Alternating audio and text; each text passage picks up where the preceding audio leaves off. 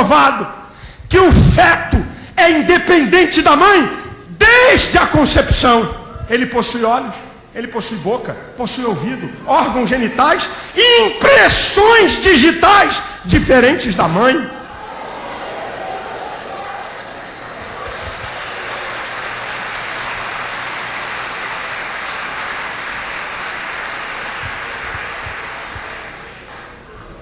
Escuta essa. Ah, Jesus amado, quanta ignorância espiritual, não é nem científica, porque ele sabe do que eu estou falando. O óvulo fecundado de um casal de negros, transplantado para o útero de uma branca, vai nascer um negro. O óvulo fecundado de um casal de brancos, transplantado por útero de uma negra, vai nascer um branco. Essa é a maior prova, irmãos. A criança vê prolongamento do corpo da mulher. E vê como é que eles são contraditórios. Eles não falam de barriga de aluguel. Você escuta essa história? Barriga de aluguel? Isso é a prova que o óvulo fecundado, ele pode ser transplantado para o útero e ali se desenvolver. Mostra a independência desse ser.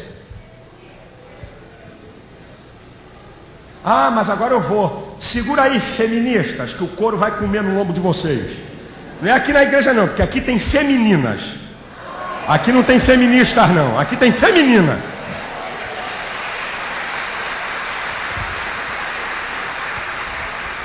Olha aí, feministas, ativistas a favor do aborto. Aguenta firme, que eu vou desmoralizar o slogan de vocês.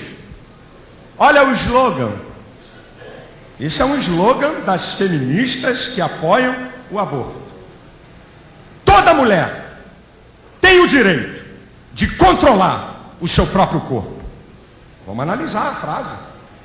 Isso é uma frase das feministas pró-aborto.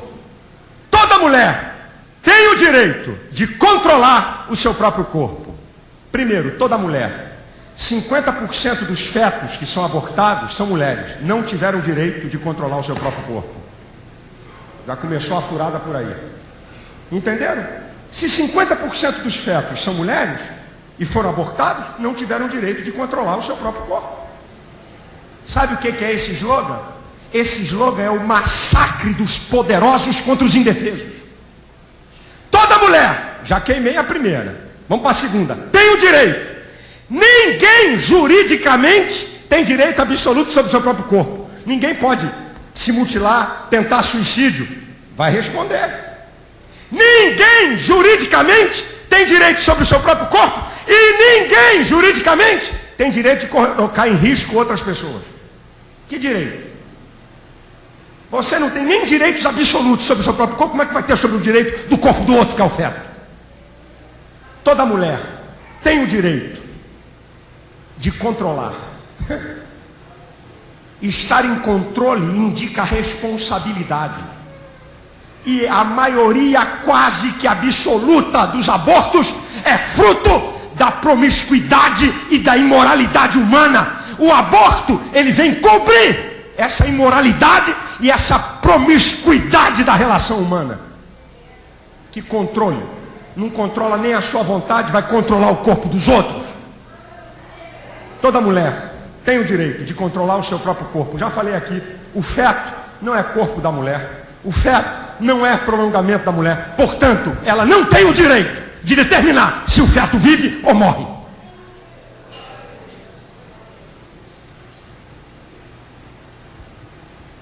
Terceira consideração sobre aborto.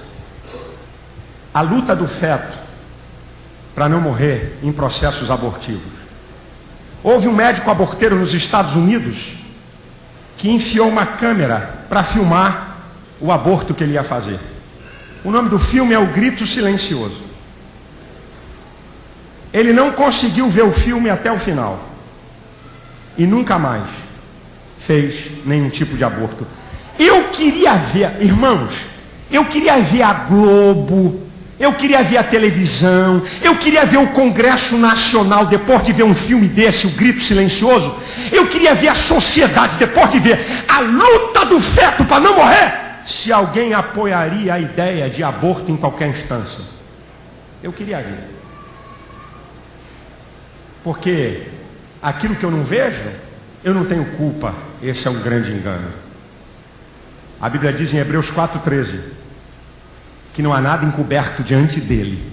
Todas as coisas estão nuas e patentes aos olhos daquele com quem temos de dar conta. Os métodos abortivos, um dos métodos é uma máquina de sucção 25 vezes mais poderosa do que o aspirador de pó que você tem em casa. Ele é introjetado no útero da mulher para, através do vácuo, sugar o feto. E aí a cabeça do feto não passa no tubo. Eles enfiam um fósseis e amassa a cabeça, massacra para poder ficar no tamanho para ser sugado. Esse é um método. O outro método de aborto é a dilatação e evacuação. Dilata o útero da mulher e enfia um fósseis com uma tesoura mecânica que vai cortando todo o feto, picando todo o feto. E a criança luta desesperadamente para não morrer. O outro método é ingestão salina. Joga um líquido lá onde está aquela cápsula protetora salino e mata a criança por envenenamento e depois o corpo da mulher expele aquele feto morto. Aí alguém diz assim, porque a sociedade tem sido enganada por esses libertinos. Ah, pastor, mas será que se não legalizasse o aborto, evitaria? Você já ouviu isso na imprensa? Não, evitaria, porque as mulheres fazem aborto em clínicas aí, nos porões. Isso é um absurdo. E se legalizasse o aborto, e aí as mulheres poderiam ser tratadas? Pesquisa nos Estados Unidos. Precisa falar? Primeiro mundo, medicina, hospital, vai lá. Hospital na América é para qualquer americano, de qualquer classe social, as maiores e melhores tecnologias em qualquer área. Eu vou mostrar para você o engodo e o engano de se pensar que se uma mulher tiver assistência médica adequada para o aborto não vai acontecer nada. Eu trouxe a lista. Eu trouxe aqui uma listinha. Não dá para guardar isso. As outras coisas eu ainda tento. Mas essa aqui é dose. Seria o aborto um procedimento seguro para a mulher? Pesquisa americana. Pesquisa americana. Aborto aprovado. Pode fazer o aborto? Vamos ver as consequências. Vamos lá. Perfuração do útero. Isso aqui são as pesquisas. Mulheres que abortaram. Sangramento que requerem transfusões. Ruptura do colo do útero com impacto desconhecido sobre a capacidade do colo em alguma gravidez subsequente. Acidentes ligados à anestesia. Doença inflamatória da pélvica e possível infertilidade decorrente. Cirurgia não intencionada, incluindo-se a laparotomia, a histerotomia e a histerectomia. Perfuração da vesícula.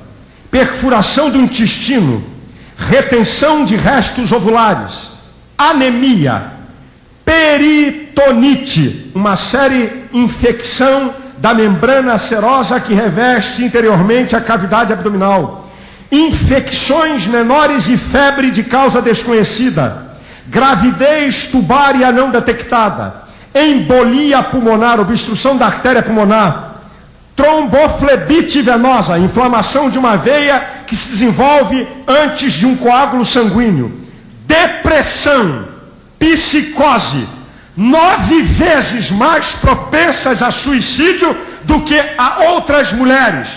Alto risco de infecção é comum a todo tipo de aborto. Tem mais? Tem.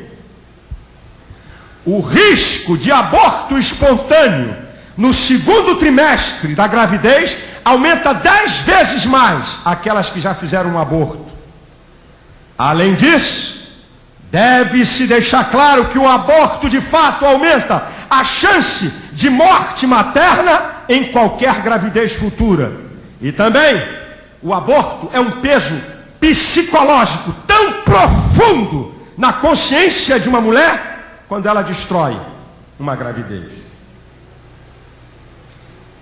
Quem te falou que é a segurança? Por mais que se aprove o aborto, que engodo, que engano, que rolo. Sabe quem é a maior prejudicada por esses libertinos que querem aprovar o aborto? É a própria mulher. É a própria mulher.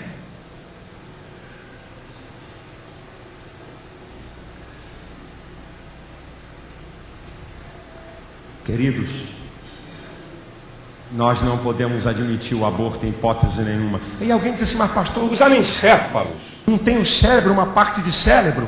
A criança vai morrer, e por que não tira logo? Rapaz, eu vi uma sentença de um juiz que eu agora esqueço o nome, do Supremo Tribunal Federal, que o camarada arrebentou a boca do balão.